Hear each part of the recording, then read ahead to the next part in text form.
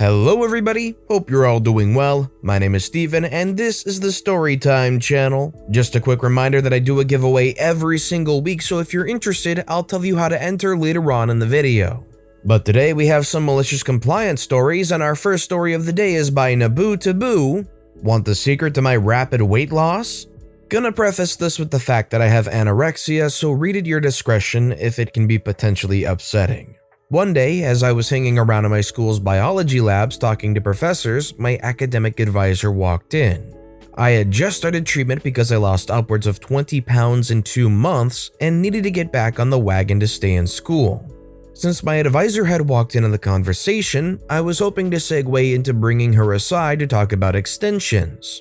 Nope. She came into the conversation with, "Wow, I wish I could lose weight like that." She rattled on about her unsuccessful dieting and her lack of willpower not like mine. How could I do it? I lost it internally. Mind you, she was fully aware of my issues because I had taken medical absences and have had to maneuver classes around treatment. Never stopped her from telling me whenever I ate French fries that I don't eat real food. Here's where the malicious compliance comes in. In jest, I said, "Do you want tips?" She obviously jumped on that. Of course she loved tips. The next day I sent an email with every single detail of behavior usage, how to restrict, how to vomit, lying to your friends and therapists, how to run a 5K after not eating for days, etc. It got graphic too, with how to deal with vomiting blood, passing out in public, acid erosion on your teeth, and having your hair fall out. She didn't respond to that email, but she stopped talking about dieting in front of me for the rest of my time in college. First off, my condolences to OP for having to experience the situation, and I wish them the best in their recovery and continued recovery. But I also want to ask you guys a simple question. Was what OP did here a little too over the top? Should they maybe have handled it in a little bit more graceful way with probably less detail? Or was the academic advisor asking for it with the way they were acting cluelessly? Let me know your thoughts in the comments down below. Our next story is by Dan31BZ6. Do your job and nothing else. You got it. I work for a company that handles security at venues. The venues range from small gatherings to sporting events. I can't go into specifics, sorry to be that OP, about what I do, just that my partner and I check everything going in the venue. I really enjoy my interaction with the public and take pride in knowing my locations and directions to get to places within and around them. Get to work 1 a.m. and start working. Checking everything going in. At this location, there were statues that visitors would go around and take pictures at. This AM, I checked everything going in, helping people as they needed. Soon, I get a text from my boss, not on site. "Call me ASAP."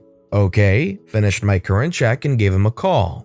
I'll spare you the long call, and was told by my boss that I was doing more than what was asked and to just do my job or I'd be asked to leave. To clarify, my boss on the phone was reading an email, and that was the venue boss's words, not his. My boss said to just do what he says and he will take it up with him later. Okay. Cue malicious compliance.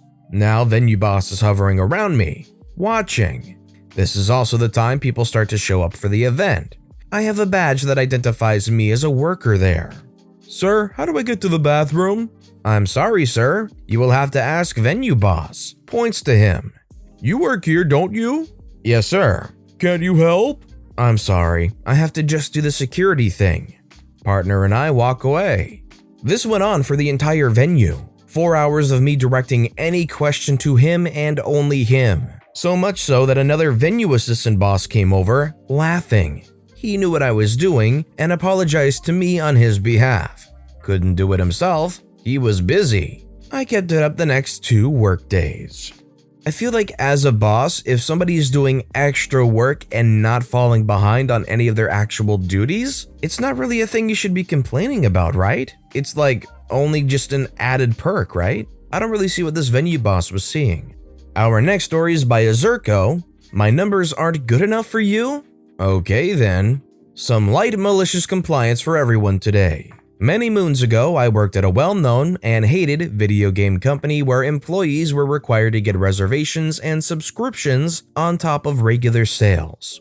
Due to many factors, I was bouncing between a strip mall location and one that was in an actual mall. This takes place inside the mall location. Cast: me, Lord of Video Games and all things geeky; Dickie, store manager and all-around good guy; George, assistant manager and new to the job, been there around 4 months; and Bill, the district manager.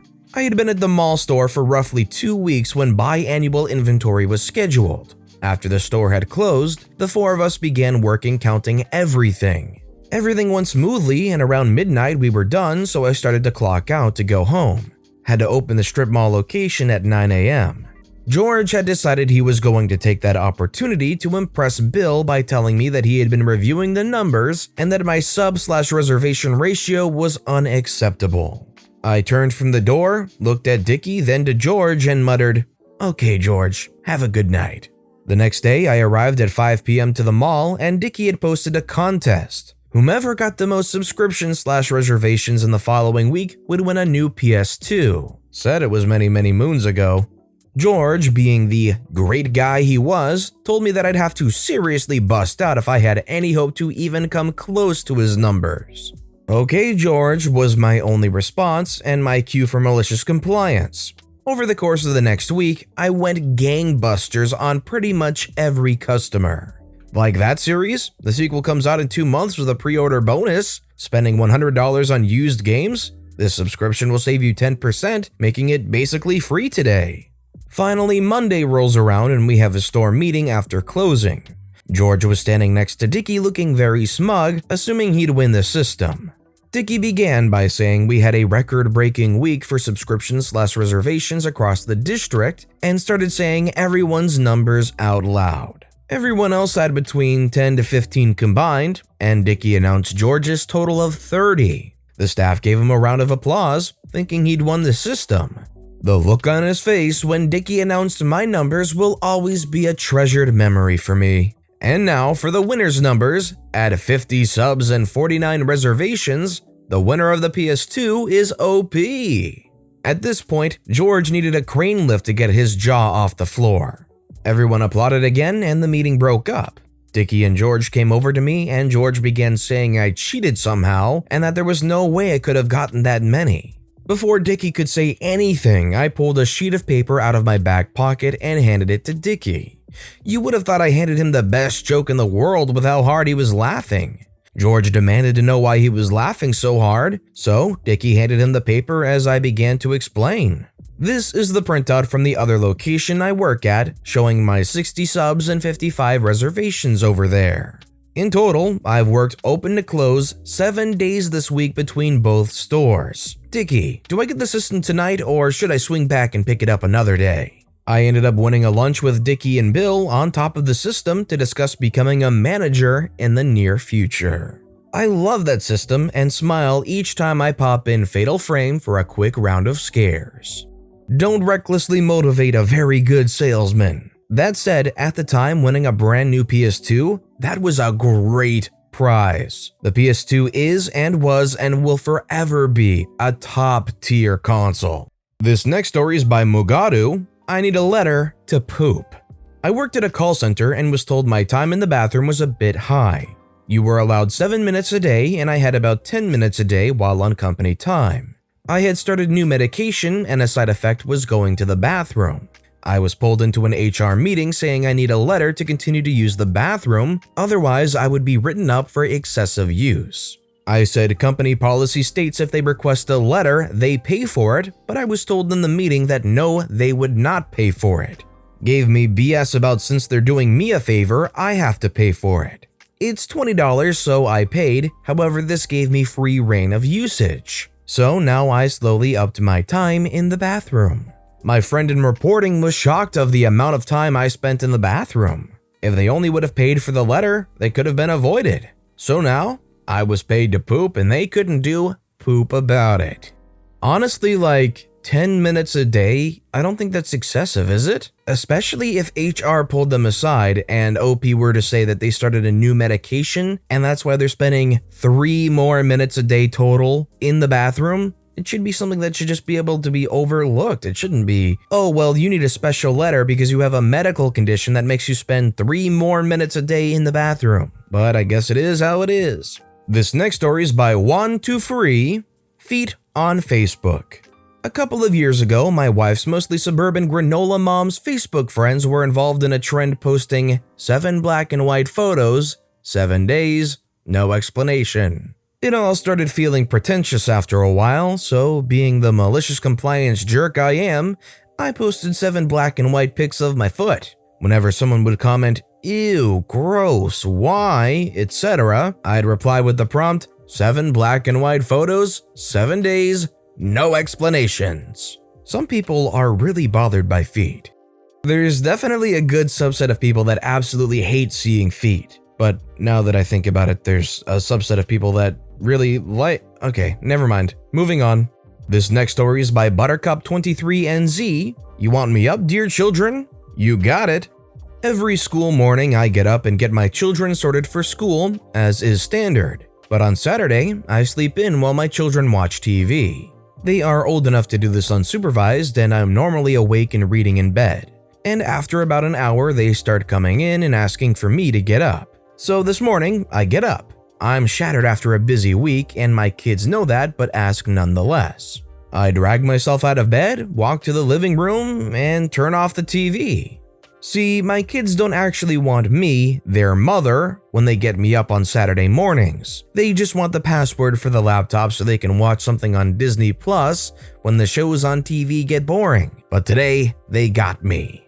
I entered the room like a ray of sunshine, turned off the TV, then excitedly exclaiming we're having pancakes and we're making them together. Then we're having a doing day, not a watching day. Yay! They want me, they have me. Every moment of the day. Yay! Monday is a public holiday. I can lie in then, and the kids can watch TV then. And think twice about asking me to get up just to turn on their shows. I mean, it doesn't sound like a bad day. I'm not sure what a doing day is exactly, so maybe it's not something that you want to look forward to, but making pancakes together, what's wrong with that? That sounds like a good time to me. If anything, that would probably make me want to wake my mom up more to spend more time with them making pancakes in the morning. Our next story is by Imaginary Moose. Get me some water. Years ago, my roommate's, let's call him Pete, girlfriend's little brother, let's call him John, would tag along to when his sister was hanging out with my roommate at the apartment. Yeah, it was weird, but let's ignore why he was there for this story. He was there so often that he got comfortable going and getting things out of the kitchen for himself. Little snacks, glasses of water/soda, etc. I confess that I didn't tolerate him all that well. One night, all the roommates were home, we all had friends over, it was a full house. We decided to watch a movie. Halfway through the movie, John starts complaining about being thirsty and then asks, "OP, can you get me a glass of water?" I look over annoyed and snapped, "John, you know where the cups are, you know where the kitchen is, go get your own water." You would think this would be the end of it and he would just done it himself. No, he was determined to have someone wait on him. Turning to my roommate, he asked again, "Pete, can you get me a glass of water?" Pete stood up, said sure, and walked into the kitchen. I called after him and said to make the guy get his own water. Pete called back that it was okay and he didn't mind doing it. He returned a moment late and set a glass of water on the coffee table next to John. John went to take a drink, yelped, and turned to glare at Pete and in a very nasty tone said, "I didn't ask for hot water." Pete calmly looked over and said, "You didn't ask for cold water either. You heard what OP said. Get your own water next time." Nothing like a little hazing on the younger kids to make them realize that, hey, don't be lazy, go and get yourself your own water. It really doesn't take that long and it's not a hard thing to do. So quickly now, I want to explain just how to enter the giveaway. All you need to do is leave a comment on this video relevant to something you saw or heard or liked in any story in that video. That's it, you're entered. But it applies to every single video we upload this week. So to get the best odds at winning the $30 Amazon gift card giveaway, you'll want to leave a comment relating to any of those videos all week long. On Sunday, after the last video has gone out, I'll pick one comment at random and let you know on the following Monday who has won, and then it starts all over again. So make sure you leave a relevant comment on this video and additionally every video I upload this week for the absolute best chance to win. And while you're at it, why don't you go ahead and give the videos a like too, because it helps more than you could imagine. And our final story of the day is by AITA Daddy's Girl, cross-posted by Life Before Death 97. I think this is probably the most expensive malicious compliance I've ever heard. Me, 36F, and my twin sister Amanda, 36F, were the stereotypical daddy's girl. We were very attached to our dad. He was a super dad, the most present dad possible without being controlling or annoying. Dad's family came from old money. He is filthy rich, close to billions. Growing up, he spoiled me, Amanda, and my two other brothers a lot. We came from a very privileged family. One thing about my dad is that he really loves weddings. He is a bit of a romantic and very traditional in that sense. And growing up, we always remember him saying that he couldn't wait for the day to walk down his little princesses down the aisle. It was a pretty huge thing for him. When my older brother, 41-year-old male, got married on his 1-year anniversary in 2011, Dad gave him a house as a wedding anniversary gift. It was a pretty huge and expensive house, close to $3 million, and started a tradition in our family. My younger brother got the same thing. When I got married in 2018, my dad was really thrilled about the whole thing. He gave me a blank check for the ceremony. My brothers got the same deal, and it was beautiful. He walked me down the aisle and was really emotional about it. One of the few times I saw him cry. I received a house in my first wedding anniversary. When Amy got engaged, Dad was really excited too. 1 week before the wedding, Amy drops the bomb. She was going to walk down the aisle alone. Dad was really sad with this whole thing, but she said that she wasn't anyone's property to be given away. That she was an independent, grown-butt woman.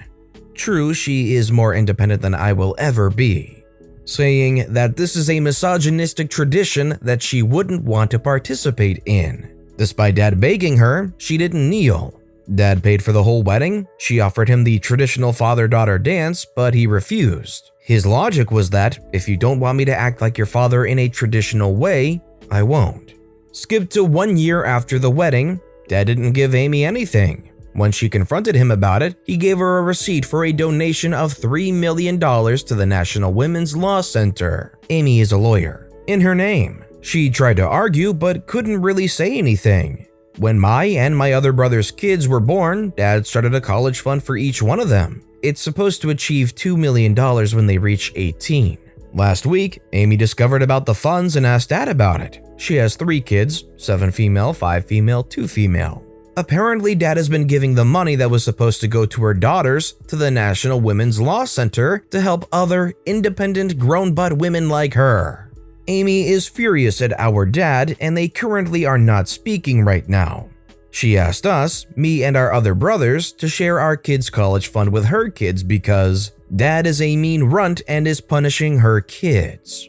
We refused because it's not like our kids are getting the money that was supposed to go to her kids. She is giving us the silent treatment since then.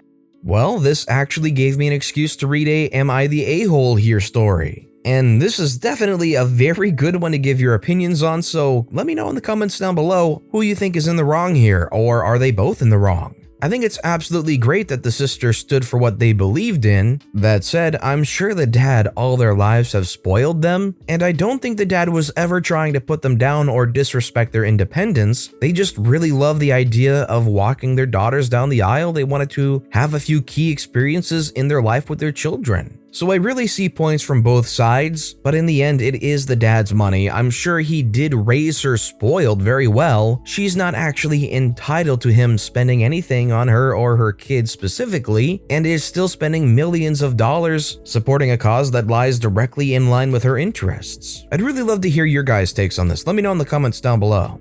But with that being said, that's all the time we have for today. So if you enjoyed the stories today, let me know which one was your personal favorite and why in the comments down below. And if you haven't yet, please like this video and subscribe and turn notifications on because anything you do helps this channel grow so much more. So no matter what you do, whether it was just watching the video, liking, subscribing, thank you all so very much for supporting me right here on the Storytime channel. I hope you all have a wonderful day, and I'll see you all next time right here.